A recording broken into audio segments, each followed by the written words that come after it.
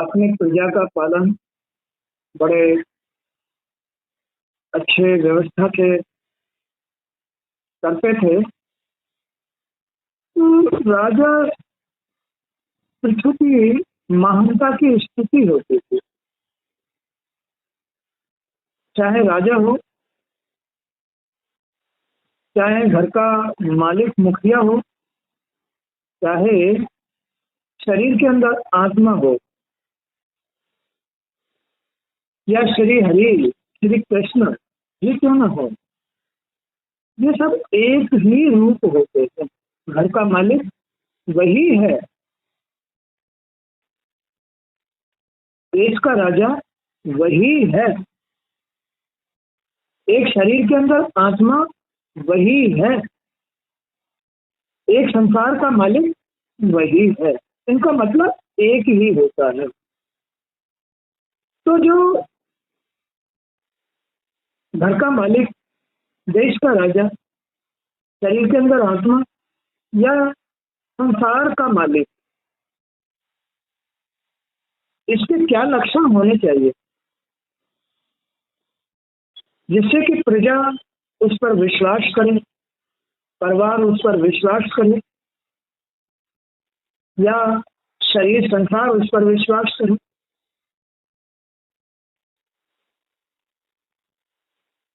जितना ये मन से पवित्र होता है उतना ही ये सोच से पवित्र होता है। भगवान का भी यही नियम है, जितना संसार पवित्र होता है उतनी आत्मा पवित्र होती है। जितने संसार में शुद्ध क्रियाएं होती हैं उतना ही परमात्मा खुश होता है और फिर लौटा करके वो संसार को ही दे देता है। ऐसे ही देश का जो राजा होता है, प्रजा जितना उसका आदर करेगी, सम्मान करेगी, उसको चुनेगी, उतना ही वो खुश होकर उसे ऐसा गुणवान होना चाहिए जिससे कि वो लौटा के प्रजा को ही दे दे। ऐसे ही घर का मालिक होता है। घर का मालिक इतना शुद्ध मन से, इतने शुद्ध विचारों से, अपने नियम धर्म से प्रजा का पालन करे, अपनी गृहस्थी का पालन करे, ये सतरूप होते हैं, ये प्रार्थना के योग्य होते हैं। तभी तो वो उसकी प्रार्थना कर पाएगी, अन्यथा उसको गाली देगी। जो प्रजा, चाहे गृहस्थी में संतान आती हो, चाहे देश की प्रजा हो, चाहे पूरा संसार हो, जब वो अपने नियम धर्म से शुद्ध होगा तभी वो श्री हरि या घर के मालिक को या देश के मालिक को या अपनी आत्मा का अर्थ समझ पाएगा, अन्यथा नहीं समझ पाएगा। नहीं समझ पाएगा तो खुद दुख उठाएगा। देश का मालिक, घर का मालिक या जो आत्मा है या परमात्मा है वो उसका साथ छोड़ देगा और कुड़ कुड़ के मर जाएगा। तो ये सब, तो यहाँ पर महाराज पृथ्वी की स्तुति हो रही है, प्रजा उसकी स्तुति कर रही है। महाराज पृथ्वी के वचनों को सुनकर बंदीजन अत्यंत प्रसन्न हुए। मुनियों की प्रेरणा से वे राजा की प्रशंसा में गीत गाने लगे। मुनियों की प्रेरणा से माने अच्छे मन, भाव, बुद्धि, सोच, विचार, ये सब मुनियों की ही प्रेरणा से शुद्ध होती है। अच्छे विचार, अच्छी बुद्धि, अच्छा मन, अच्छा भाव अच्छाई से ही आता है और ऋषि मुनि तो सब अच्छे होते हैं। तो हे महाराज, आप तो साक्षात देवों के भी देव नारायण हैं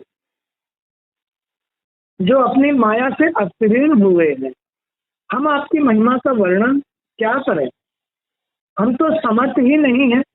आपने जन्म तो राजा बहन के नष्ट शरीर से लिया है, किंतु आपके पौरुष का वर्णन करने में तो स्वयं ब्रह्मा जी भी असमर्थ है। ऐसा राजा, ऐसा घर का मालिक, ऐसी आत्मा बगैर रोक टोक के पार होके चली जाती है, विमान में बैठ के जाती है। उसे कोई भी परेशानी या दिक्कत, कोई भी बंधन नहीं लग सकता। किंतु आपके पौरुष का वर्णन करने में तो स्वयं ब्रह्मा जी भी असमर्थ हैं। हमें तो जो कुछ भी ज्ञात हुआ है वह सब मुनिजन के उपदेशों से ही हुआ है, उसे ही हम अपनी अल्प बुद्धि और मुनियों की प्रेरणा से आपकी स्तुति में गा रहे हैं। आप तो साक्षात हरि के कलाकार हैं और आपका यश बड़ा उदार है। बढ़ाई कराने के लिए भी, प्रार्थना कराने के लिए भी, ऐसी स्तुति कराने के लिए भी आदमी के अंदर कुछ अच्छाई होनी चाहिए, तभी वो किसी से प्रार्थना करा सकता है, स्तुति करा सकता है, वंदना करा सकता है। जब उसमें अच्छाई नहीं हो कौन करेगा, क्योंकि उसके अंदर भी आत्मा होती है। इसलिए आदमी की करनी का ही, कर्म का ही फल मिलता है। हे धर्मधारियों में श्रेष्ठ महाराज, हम जानते हैं कि इस पृथ्वी पर आप धर्म की रक्षा करेंगे और अधर्मी पापियों तथा दुराचारी दुष्टों को दंड देंगे। प्रजा क्या कह रही है कि हे धर्मधारियों में श्रेष्ठ महाराज, हम जानते हैं कि इस पृथ्वी पर आप धर्म की रक्षा करेंगे। कोई भी घर का मालिक हो या देश का राजा हो, शरीर के अंदर आत्मा हो या परमात्मा, प्रजा जब ही उसकी बढ़ाई कर सकती है जब वो धर्म के साथ हो। अधर्मी आत्मा, अधर्मी घर का मालिक, देश का मालिक या संसार का मालिक, अधर्मी हो, उसकी बढ़ाई नहीं होती है। तो हे धर्मधारियों में श्रेष्ठ महाराज, हम जानते हैं कि इस पृथ्वी पर आप धर्म की रक्षा करेंगे, अधर्मियों का, पापियों का तथा दुराचारियों को नष्ट करेंगे। जैसे भगवान अभी कल की अवतार लेकर के दुष्टों का नाश करें, पापियों का नाश करें। और इस पहले भगवान ने कई बार अवतार ले लेकर के इस पृथ्वी का भार उतारा, अधर्मियों का नाश किया है, पापियों का नाश किया। जरासंध जैसे राजाओं को बाल्यावस्था में ही उन्होंने मार इधर उधर मतलब जो है कर दिया और मथुरा नगरी को आजाद कर दिया, कंस से भी कर दिया, जरासंध से भी कर दिया। बहुत सारे ऐसे जो राजा हुए हैं जिन्होंने धरती पर पाप फैलाया है, भगवान ने उनको अवतार ले लेकर के हल्का किया। तो आप सूर्य के समान सभी को अपने स्वर्णिम प्रकाश से आलोकित करेंगे। आप लोक हित के लिए ही धन का संचय करेंगे, लोक हित के लिए ही। अच्छे राजा, अच्छे मालिक जो होते हैं वो लोक हित कार्य करते हैं, वो प्रजा में और अपनी संतान में कोई भी अंतर नहीं समझते। तो आप सूर्य के समान सभी को अपने स्वर्णिम प्रकाश से आलोकित करेंगे। आप लोग हित के लिए ही धन का संचय करेंगे और समान भाव से लोगों का हित संधान करेंगे। पृथ्वी पर होने वाले किसी भी तरह के अनुचित व्यवहार को आप कभी सहन नहीं करेंगे। घर गृहस्थी में अच्छा आदमी, अच्छा मालिक कभी भी बुराई को, चाहे स्त्री बुराई, चाहे औलाद बुराई, अच्छा आदमी कभी भी सहन नहीं करता। देश का राजा अच्छा हो कभी सहन नहीं करेगा। शरीर के अंदर आत्मा हो, बुराई को कभी सहन नहीं करेगी। परमात्मा इस संसार की बुराइयों को कभी सहन नहीं करता। तो हे दयानिधि, आपकी दया सभी को समान रूप से प्राप्त होती है। आपकी दया सभी को समान रूप से प्राप्त होती है। एक राजा की भी, वो सबके हित के लिए कार्य करता है।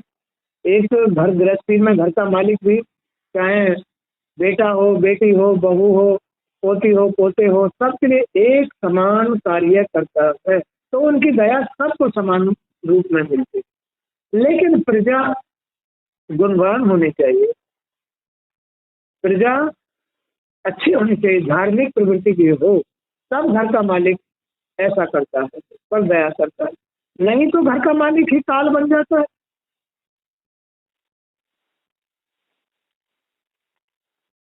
तो जीविका के साधनों को कभी कम नहीं होने देंगे आप संपूर्ण दिशाओं में अपनी योग्यता से सुख संसाधनों को जुटाएंगे।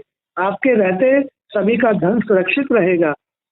आपके द्वारा प्रजा में कभी सभी प्रकार के गुणों का प्रचार प्रसार होगा और आप साक्षात वरुण के समान सभी को जीवन प्रदान करने वाले होंगे।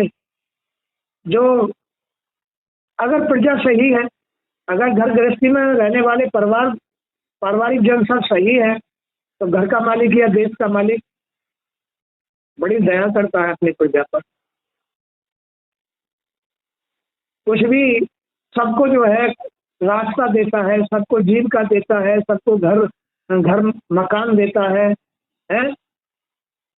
ये तो सब चाहते हैं, सारी प्रजा चाहती है ये तो, कि हमें हमारा राजा मकान बना के दे, हमारे हमारे खर्चे चलाए, हमारी सुरक्षा रखे, सब चाहते हैं।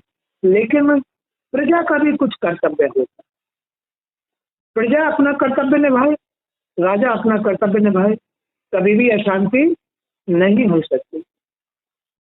तो जो घर का मालिक होता है वही इनकी सुरक्षा का दायित्व लगता है, घर का, मकान का, है काम का, उनकी हारी बीमारी का। बुराई हमेशा दोष पैदा करती, रोग पैदा करती, हानि पैदा करती, मृत्यु पैदा करती। बुराई हमेशा इन चीजों की उत्पत्ति करती, अच्छाई हमेशा इनका समाधान करती। तो जो अच्छे राजा होते हैं, अच्छे घरों के मालिक होते हैं, मुखिया होते हैं, शरीरों के अंदर अच्छी आत्मा होती है, वो सुरक्षा के लिए होती है, ये सुरक्षा करती है, और बुराई हमेशा विनाश करती है। तो महाराज आपका जो व्यक्तित्व अग्नि के समान है, आपका जो व्यक्तित्व है वो अग्नि के समान है, जिसमें बुराई आकर के सब जल जाती है, भुन जाती है। शत्रुओं के बीच आपका पराक्रम अद्भुत रहता है। आप सदैव सेना के आगे चलकर शत्रु का सामना करते हैं, आप शत्रु से कभी पराजित नहीं होते हैं। जैसे आत्मा सभी प्राणियों में रहते हुए उनकी क्रिया कलापों की प्रेरणा करता है और उन कर्मों से तटस्थ व उदासीन भी रहता है, उसी प्रकार आप अपने गुप्तचरों द्वारा शत्रु की पूरी खबर रखें, बाहर भीतर सभी स्थितियों पर दृष्टिपात करते हुए भी तटस्थ और उदासीन बने रहेंगे, वैसे ही जैसे आप कुछ जानते ही नहीं। तात्पर्य यह है कि जो अच्छे ऐसे लोग होते हैं या जिनकी आत्मा अच्छी होती है, वो बुराई पर ध्यान नहीं देते, रहने दो, दूसरों को कैसे करेंगे। ऐसे ही आप भी उन गुणवान राजाओं में से हैं जो प्रजा की बुराई पर ध्यान नहीं देते और उनका भला करते। आप अपनी निंदा और स्तुति के बीच सदा उदासीन बने रहेंगे। आप धर्म मार्ग पर चलते हुए दंड देते समय शत्रु पुत्र और अपने पुत्र में कोई भेदभाव नहीं करते। तो जो अब देखो ना, परमात्मा चाहे कितना ही उसका मित्र हो या किसी भक्त हो या कोई भी ऋषि मुनि हो या गृहस्थी हो, गरीब हो या अमीर हो, भगवान के यहाँ कोई भेदभाव। भगवान का जो भी बुरा कर्म करेगा उसको दंड देंगे ही देंगे। ऐसे ही राजा और घर के मालिक या आत्मा का खेल है। आत्मा कभी भी ये नहीं देखती है, क्या नहीं देखती है कि ये मेरा मित्र है, ये मेरा भक्त है। जब भी दूषित कर्म करेगा, जब भी दंड का अधिकारी बनेगा, अपने कर्म से बनता है। भगवान कभी किसी को, वो तो उदासीन रहते हैं, वो किसी को दंड थोड़ी देते हैं, वो तो उसके कर्म मिल जाते हैं। जहाँ वो यही खंडन किया है घर का मालिक कैसा होना चाहिए, देश का राजा कैसा होना चाहिए, शरीर की आत्मा कैसी होती है, संसार का परमात्मा कैसा होता है, तो अच्छे को अच्छा ही कहा जाता है। परमात्मा भी अच्छे को ही अपना समझता है, अच्छे को ही जल्दी अपने पास बुला लेता है कि संसार में तो माया है, इसको कष्ट मिलेगा, इसको कष्ट मिलेगा। तो परमात्मा भी, आत्मा भी अच्छे लोगों का ही साथ चाहता है, बुरे लोगों का साथ नहीं चाहता। आपने अपने सद्कर्मों से सारी पृथ्वी का शासन करते हुए प्रजा का पूरा पूरा रंजन किया है और ब्राह्मणों, वृद्धों, स्त्रियों, बच्चों, ज्ञानियों और कलाकारों, शरणागतों आदि की दृढ़ता के साथ सुरक्षा की है तथा उनकी आवश्यकताओं की पूर्ति करते हुए उन्हें समय समय पर सम्मानित भी किया।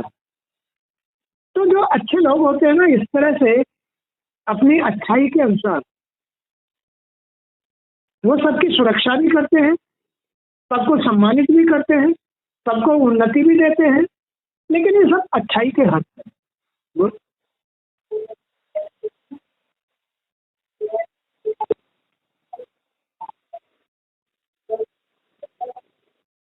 बुराई कभी किसी को ऊपर नहीं उठाते।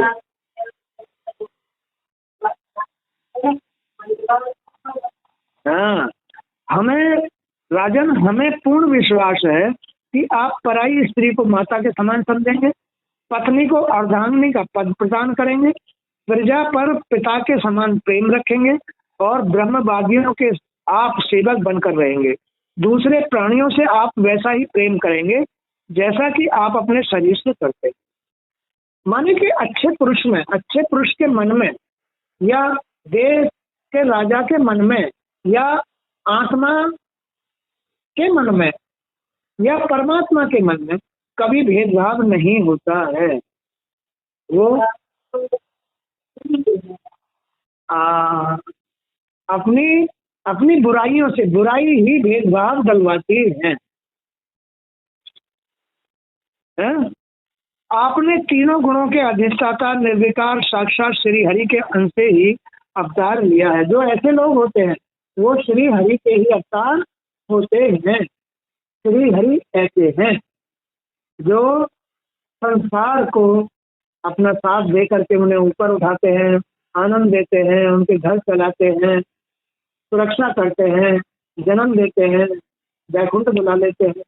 तो यहाँ पृथ्वी को इसी प्रकार प्रजा उनका रंजन कर रही है कि हे राजा, आप तो श्री हरि के ही अवतार।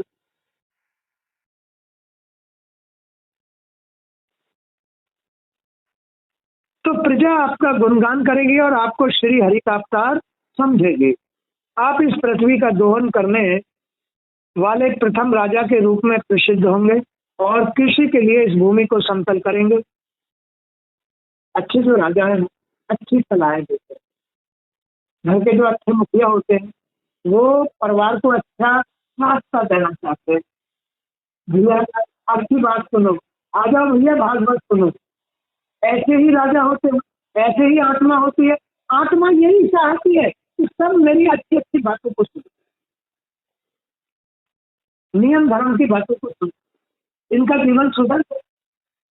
देश देश का राजा भी यही चाहता है प्रजा के लिए कोई पुकार नहीं आता, भाई मेरे जैसे आचरण रखो।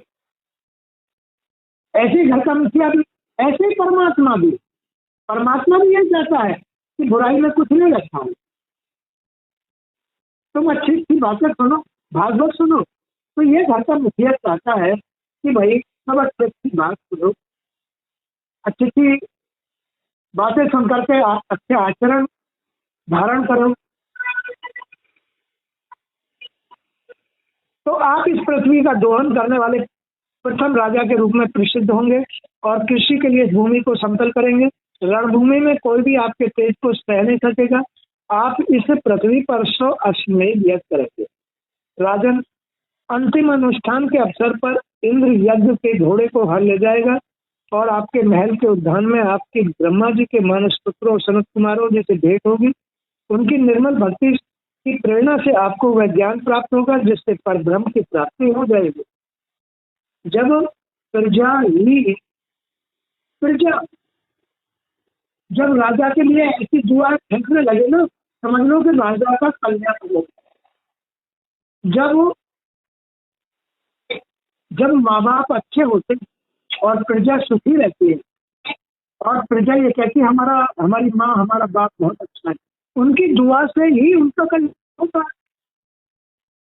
वो परमात्मा भी इस संसार के लोगों की आत्मा से ही परमात्मा बना बैठा। तो किसी के पास अच्छाई या मुक्ति या बढ़ाई तभी आती है जब प्रजा उससे संतुष्ट होती है, तब उनकी गति और मुक्ति होती है।